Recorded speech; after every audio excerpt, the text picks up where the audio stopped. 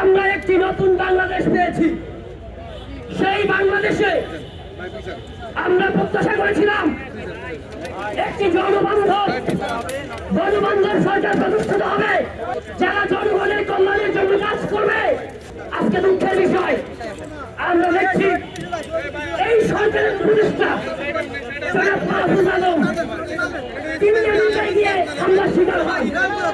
আসিফ নজরুল তিনি হামলার শিকার হন। এই জুলাই বিপ্লবী যারা নেতৃত্ব দিয়েছেন তারা আজকে হামলার শিকার হন।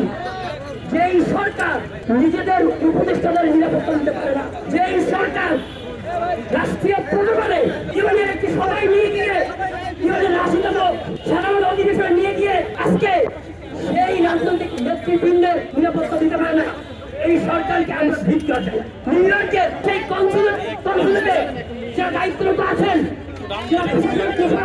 কিভাবে আমাদের রাজনৈতিক নেতৃবৃন্দ আজকে হামলার শিকার হলো, আপনারা কেন তাদের নিরাপত্তা দিতে পারলেন না?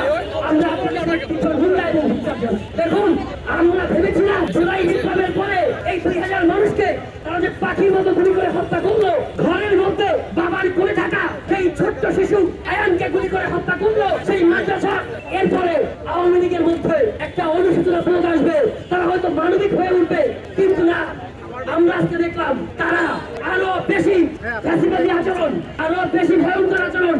আপনারা দেখেছেন এনসিপির নেত্রী ডাক্তার তাসনিম জারা, তিনি বাংলাদেশের সর্বোচ্চ বিদ্যাপীঠ ঢাকা মেডিকেল থেকে পড়াশোনা করেছেন, তিনি অক্সফোর্ডে পড়াশোনা করেছেন, ক্যামব্রিজে পড়াশোনা করেছেন।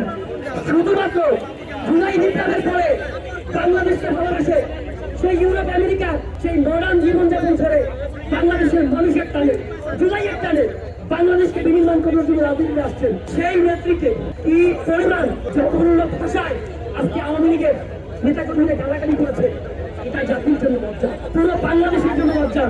আমরা এই সরকারকে বলতে চাই, আমরা মাফ করতে চাই না।